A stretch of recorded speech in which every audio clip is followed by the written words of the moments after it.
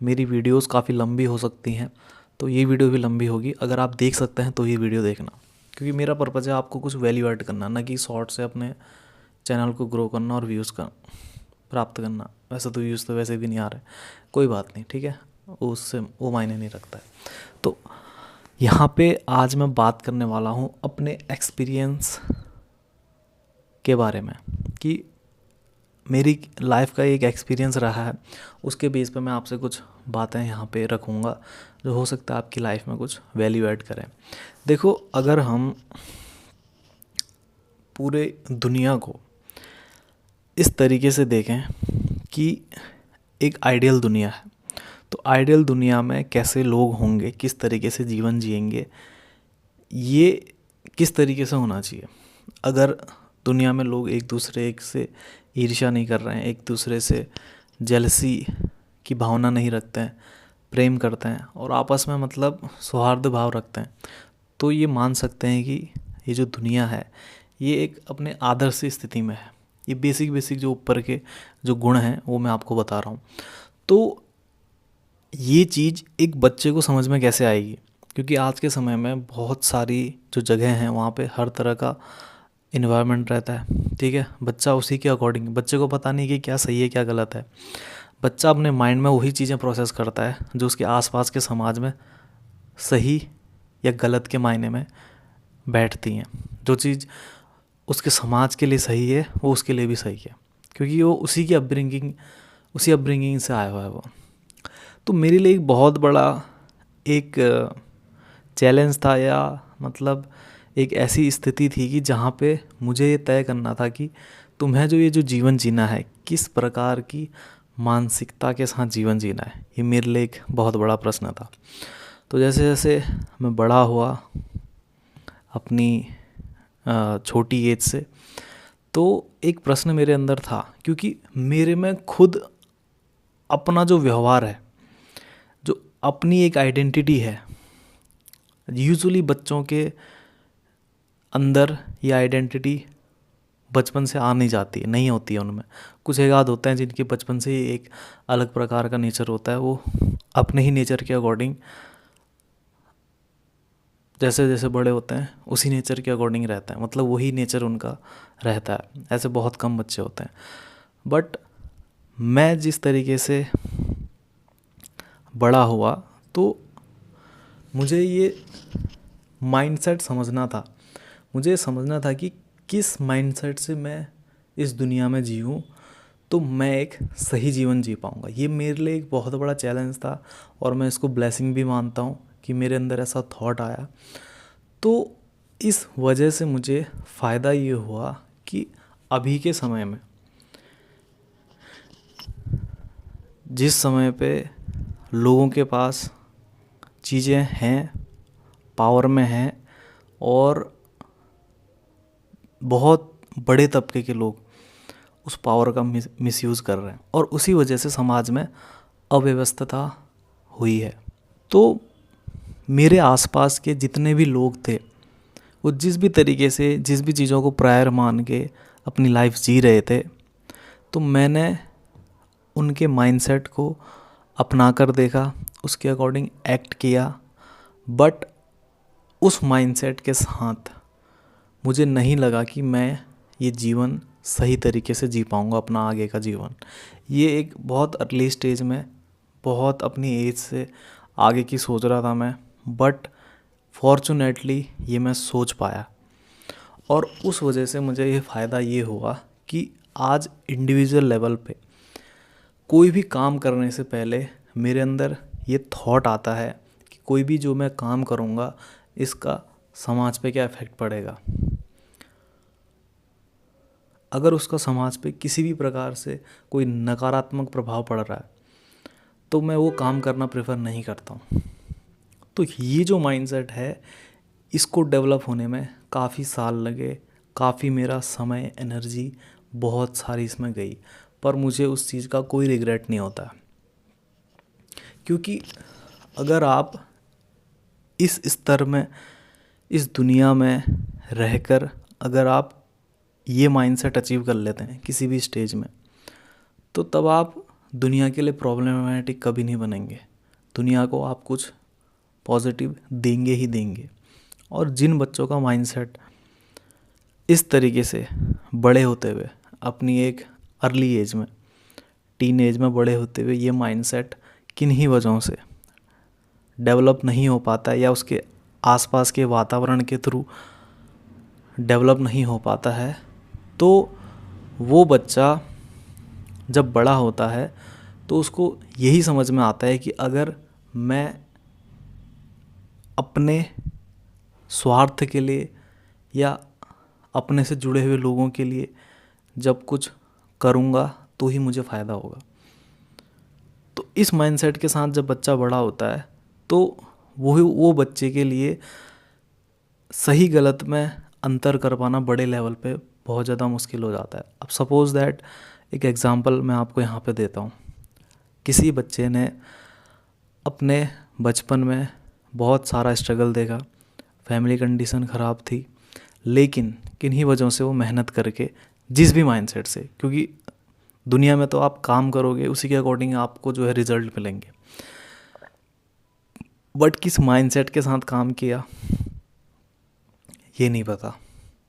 इस दुनिया में बहुत सारे लोग हर दिन किसी न किसी रूप में सक्सेसफुल होते हैं और धन उपार्जन करते हैं, या अगर गवर्नमेंट जॉब के इसको प्रोस्पेक्टिव में अगर देखा जाए तो बहुत सारे लोगों की गवर्नमेंट जॉब लगती है अच्छे स्तर पे, या अदर जॉब भी।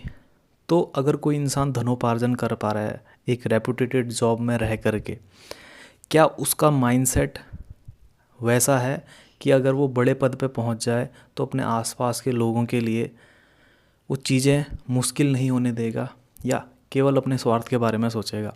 ये तो हमें नहीं पता है ना।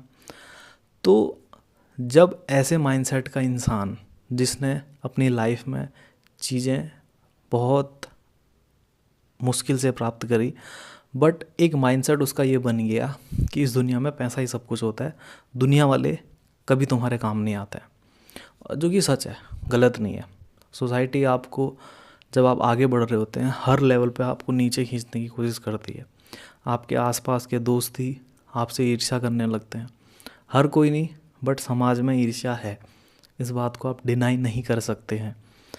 तो वो बच्चा जब एक बड़े पद पे पहुंच जाएगा तो उसके सामने अगर मान लो किसी ने ऑफ़र दिया कि मैं तुझे एक एक्स अमाउंट दूंगा जो कि बहुत बड़ा है, और उतना एक्स अमाउंट सपोज़ दैट अगर कोई गवर्नमेंट जॉब में है तो अपनी पूरी जॉब के रहते भी वो अचीव नहीं कर पाएगा, कभी अचीव नहीं कर पाएगा। तो अब उसके लिए जिस भी माइंडसेट के साथ आया है, अपना स्ट्रगल करके आया, उसने अपना स्ट्रगल किया है पूरा प्रॉपर, किसी का कुछ ख़राब नहीं किया, लेकिन इस लेवल पे जहाँ पे वो पहुँचा है उसके एक माइंडसेट, जिस माइंडसेट से वो आता हुआ है, उसके एक माइंडसेट से, जिस माइंडसेट से वो अभी तक जिया है, किसी का कुछ गलत नहीं किया उसने, उसके सामने एक ऑफ़र आता है कि आपको एक्स अमाउंट मिलेगा और आपको जो है, जो भी गवर्नमेंट का टेंडर है या कोई भी चीज़ भ्रष्टाचार करना है, आपको पैसे मिलेंगे। आप किसी का कुछ बुरा नहीं कर रहे हैं, आपको पैसे मिलेंगे, आपको ये ऑर्डर पास करना है। डायरेक्टली आपने कुछ बुरा नहीं किया और आपके दिमाग में ये थॉट है कि दुनिया तो यार वैसे ही कुछ नहीं कहती है, दुनिया हमारी प्रकृति से जलती है, या दुनिया ने हमें दिया ही क्या जब मैं अपने स्ट्रगलिंग फेज़ में था। ये चीज़ें सोच के आपके अंदर धर्म संकट आएगा और आपके पास जो इजी एक्सेस जो हो रहा है इस मोमेंट पे, आपको इजीली मिल रहा है, आपको कुछ करना नहीं पड़ रहा है और आपके लिए फ़ायदे का सौदा है, क्योंकि इसके बाद आपको काम न भी करोगे तब भी आपका जीवन चल जाएगा। तो यहाँ पे जब धर्म संकट आएगा तो इंसान को वो चीज़ गलत नहीं लगेगी। किस वजह से?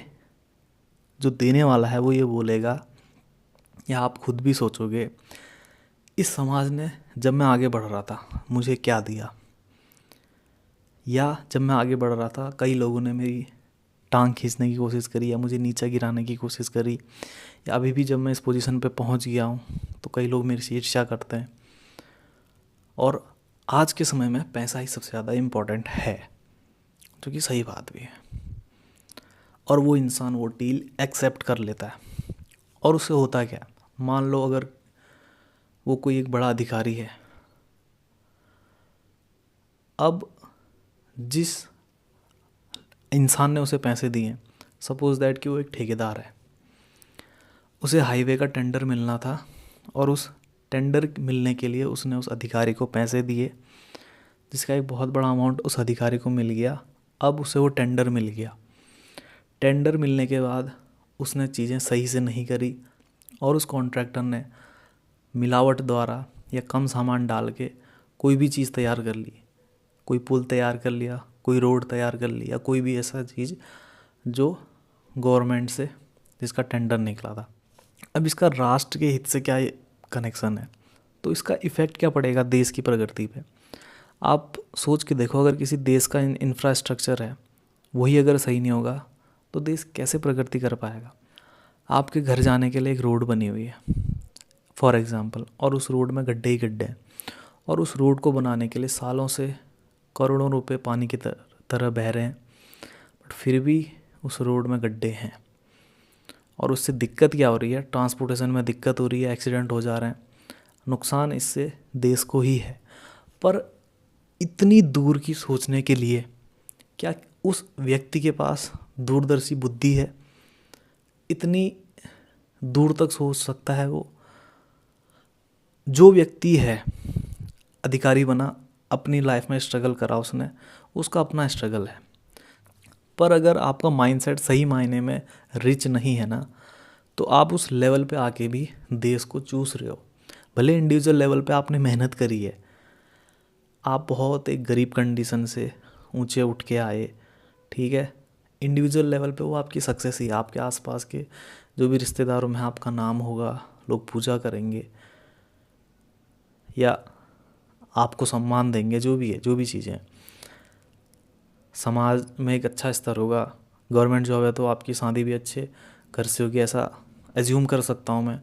बट क्या ये वर्थ इट है? आज सिस्टम में ऐसे बहुत सारे लोग हैं जिन्होंने बहुत सारी चीज़ें अचीव करी हैं, पाया है, सुख सुविधा के साधन उन्होंने जुटाए हैं, पर क्या कॉम्प्रोमाइज़ करके वैल्यू सिस्टम में, क्योंकि उन्हें खुद नहीं पता है कि वो जो कर रहे हैं उसका इम्पैक्ट क्या पड़ेगा। बहुतों को पता रहता है, लेकिन उनकी अपब्रिंगिंग या लालच या सही वैल्यू सिस्टम ना होना या सही माइंडसेट से अपब्रिंगिंग ना होना, ये वहाँ पे प्रॉब्लम पैदा करता है।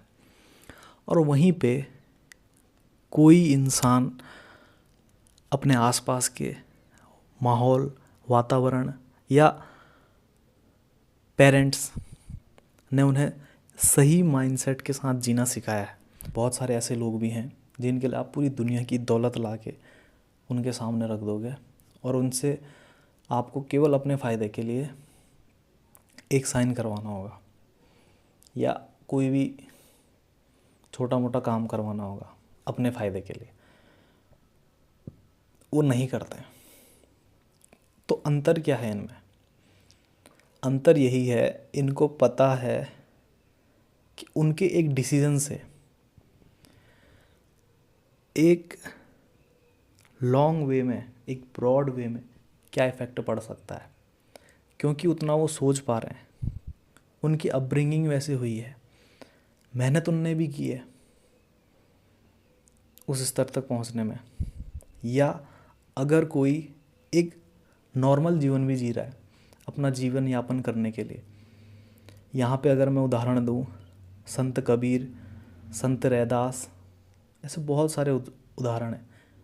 ये बहुत बड़े बड़े नाम हैं। ऐसे आज के समाज में भी ऐसे लोग हैं जिन्हें हम नहीं जानते, जिनका नाम हमें नहीं पता है, पर ऐसे लोग हैं, बहुत नॉर्मल जीवन जी रहे हैं, बट वैल्यू सिस्टम इनका जो है बहुत अच्छे लेवल पे विकसित है। तो ऐसे लोग ये समाज को आगे बढ़ाएंगे, या ऐसे लोग जो उच्च पद पे पहुंच गए हैं, अपने पर्सनल लेवल पे उन्होंने सक्सेस हासिल करी है, पर देश को वो लूट खा रहे हैं। मेरा एक अपने आसपास का ही एक उदाहरण मैं आपको देता हूँ। एक व्यक्ति है XYZ, वो एक गवर्नमेंट जॉब क्रैक कर लेता है। बहुत बड़ी कोई जो गवर्नमेंट जॉब नहीं है, बट जिस गवर्नमेंट जॉब में उसे एक टेंडर मिलता है 5 लाख या 10 लाख का, उससे उसे रास्ता बनाना होता है। अब वो रास्ता गांव वाली जगह में बनाना होता है, जहाँ पे लोग कभी आते हैं कभी नहीं आते हैं, कम लोग आते हैं। तो वो कहता है कि यार यहाँ पे लोग आते भी हैं नहीं भी आते हैं, दूसरा रास्ता तो बना ही है, तो ये जो पैसा मिला है ये मैं आपस में खा लेता हूँ। और वो जो पैसा है वो खा जाता है कौन? वही गवर्नमेंट एम्प्लॉय जिसने मेहनत करके वो गवर्नमेंट जॉब हासिल करी। कोई बहुत बड़ा पद नहीं था, बट एक रास्ते के लिए, और कोई उसमें गिल्ट भी नहीं है, उसने किसी दूसरे से पैसा छीना नहीं है, बट रास्ता बनाना था। वहाँ पे एक बहुत कम एफर्ट से एक रास्ता बना दिया, जो मटेरियल डालना था वो नहीं डाला, लेकिन रास्ता बन गया था फिर भी, पर प्रॉपर वे में नहीं बना जिस वे में बनना चाहिए था। बहुत लोगों के इसमें मिक्स्ड रिएक्शन होंगे, जिनका वैल्यू सिस्टम सही मायने में डेवलप नहीं हुआ होगा, जिस तरीके से उनका वैल्यू सिस्टम डेवलप होना चाहिए हर बच्चे का। तो आर्ग्यूमेंट क्या आएगा कि रास्ता तो बन गया, यहाँ कितने लोग जाते हैं, कौन जा रहा है, आज तक मैंने पढ़ाई में इतना पैसा खर्च किया, थोड़ा कमा लेता हूँ, थोड़ा रख लेता हूँ, ये बाद में से कम भ्रष्टाचार करूँगा, या इस रास्ते में जो भी लोग जाते हैं जिनका भी एरिया आता है उनके ग्राम प्रधान को मैं पैसा दे दूँगा थोड़ा सा, वो भी ऑब्जेक्ट नहीं करेंगे। ऐसे लोग हैं। अब आप इस माइंडसेट को क्या बोलेंगे, ये सही है या गलत, ये मैं आप पे छोड़ता हूँ। और वहीं पे एक दूसरा इंसान है जिसको एक छोटा सा काम मिलता है, और उस काम में जैसे वो अपने खुद के लिए बनाता, वैसे ही उसने वो चीज़ उस टेंडर पे जो उसे बनाने को मिली वो उसने वैसे बनाई। जैसे इंसान खुद जैसे अपना घर बनाता है, वैसे ही उसने वो चीज़ बनाई। जैसे सपोज दैट उसे एक धर्मशाला का कॉन्ट्रैक्ट मिला, उसने धर्मशाला बनाई, बट इस वे में बनाई कि जैसे वो खुद उसमें जीवन भर अच्छे से रह पाए। तो इन दोनों में कौन सा व्यक्ति राष्ट्र के निर्माण में महत्वपूर्ण योगदान रखेगा, आप ही बताइए। तो ये वीडियो बनाने का पर्पज़ ये है कि ये जो माइंडसेट है ना, ये अचीव करने के लिए मुझे बहुत प्रयास करने पड़े, बहुत मेरा समय बर्बाद हुआ, बर्बाद नहीं हुआ, इन्वेस्ट हुआ। तो ये जो माइंडसेट है ना, ये माइंडसेट हम लोगों में, बच्चों में कैसे डेवलप कर सकें, क्योंकि बहुत सारे बच्चों में आज के समय में योग्यता है, प्रतिभा है, पर वैल्यू सिस्टम नहीं है। क्योंकि आप एक बड़े लेवल पे देखो तो जो भ्रष्टाचार हमारे सिस्टम में फैला हुआ है, वो पढ़े लिखे लोग नहीं है क्या, पढ़े लिखे लोग हैं, पर उनमें से बहुत सारे लोग सही प्रकार से अपना काम नहीं करते हैं, इसीलिए देश को तकलीफ़ें होती हैं। और अगर हम सिस्टम की भी बात छोड़ दें, हमारे आम जीवन में जो लोग हैं वो ही अगर सही माइंडसेट के साथ नहीं जिएंगे तो देश कैसे चलेगा, क्योंकि देश तो जनता से ही है ना। अगर कोई व्यक्ति ये सोच रहा है कि मुझे अपना भोजन खाने के लिए किसी दूसरे के वहाँ चोरी करनी चाहिए, लूटपाट करनी चाहिए, या कोई भी ऐसा गलत काम करना चाहिए जिससे मैं दूसरों से छीन के आज अपना पेट भर सकूं, तो ये भी तो एक खराब माइंडसेट का ही एक उदाहरण है। अगर वहीं पे किसी का वैल्यू सिस्टम इतना तगड़ा हो जाए कि मैं भले भूखा रह लूं पर मैं किसी दूसरे के हक का नहीं खाऊंगा, क्योंकि यहाँ पे मुझे ऐसा लगता है कि एक लॉ लगता है यहाँ पे कि आप कभी भी किसी दूसरे की मेहनत का नहीं खा सकते। आपको खुद के प्रयासों से, खुद की मेहनत से, ईमानदारी से, सही अर्थों में परिश्रम करके ही आप जो चीज़ अर्जित कर सकते हो, उसी से आपको जो है सुकून की नींद आएगी। ये हर जगह काम करता है। अगर आपने किसी दूसरे का हक मार के आप अपना घर चला रहे हो सकता है आपके लिए कुछ समय तक वो चीज़ चल जाए, लेकिन वो चीज़ ख़त्म हो जाएगी। वो चीज़ ख़त्म हो जाएगी एक समय के बाद। अब आपको लग रहा हो एक समय तक हमारे जीवन जीने तक चल जाए, उसके बाद ख़त्म हो जाए, तब हमें कोई फ़र्क नहीं पड़ता। वैसे तो ऐसा होगा नहीं। हो भी गया तो आपके अगर आने वाली पीढ़ियाँ भी हैं तो ये उन पे बहुत गलत तरीके से इफ़ेक्ट डालेगी। ये तो खैर बहुत दूर की बात है, वहाँ तक बात पहुँचेगी ही नहीं यूजुअली। जैसे ही आपने किसी दूसरे का हक मार के खाना शुरू कर दिया, मेंटल पीस डिस्टर्ब होगा। उससे प्रेरित होकर आप जो भी काम करेंगे ख़राब ही रिजल्ट देंगे, सही रिजल्ट नहीं देंगे। बट ये चलो कोई एक लिखित लॉ तो नहीं है, बट एक मानवता के अंदर ये अनकहा लॉ है जो अप्लाई होता है। अब सवाल यहाँ पे ये उठता है कि जो समय मैंने इस माइंडसेट को हासिल करने के लिए दिया तो इससे मुझे क्या मिला। देखो, अगर मैं कोई चीज़ ऐसी करता जिस पे माइंडसेट मेरा सही नहीं होता या जाने अनजाने में लोगों का मैं शोषण करता, तो उससे बेहतर अब मैं कोई भी चीज़ करूँगा ना, वो मीनिंगफुल करूँगा, उसमें किसी का भी हक नहीं छीन रहा हूँगा,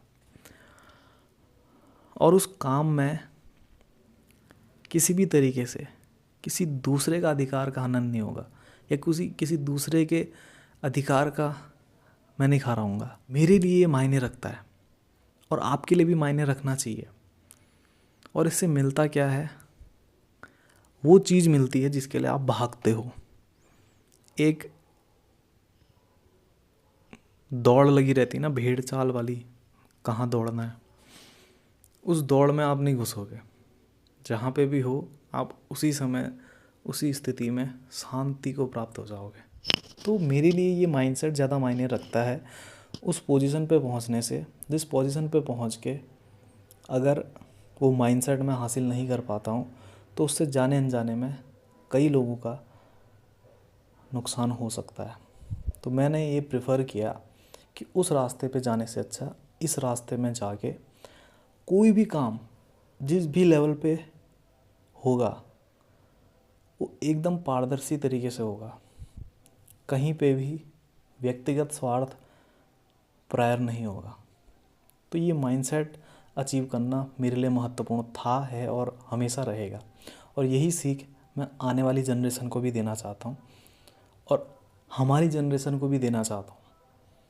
और जो बड़े बूढ़े हैं, समझ रहे हैं या इस काबिलियत को रखते हैं कि कोई भी चीज़ सुन के उसे इम्प्लीमेंट कर सकें, तो उनके लिए भी ये उतनी ही मायने रखती है। और ये इसलिए भी मायने रखता है ना, हम जिस अच्छे समाज की कल्पना करते हैं उस समाज में इस मानसिकता का होना ज़रूरी है। और ये तभी पॉसिबल है जब आप इस पे काम करना शुरू करेंगे। मैंने इस पे काम किया, मुझे इसका फ़ायदा मिला, आपको भी इसका फ़ायदा ज़रूर मिलेगा और समाज को भी इसका फ़ायदा ज़रूर होगा।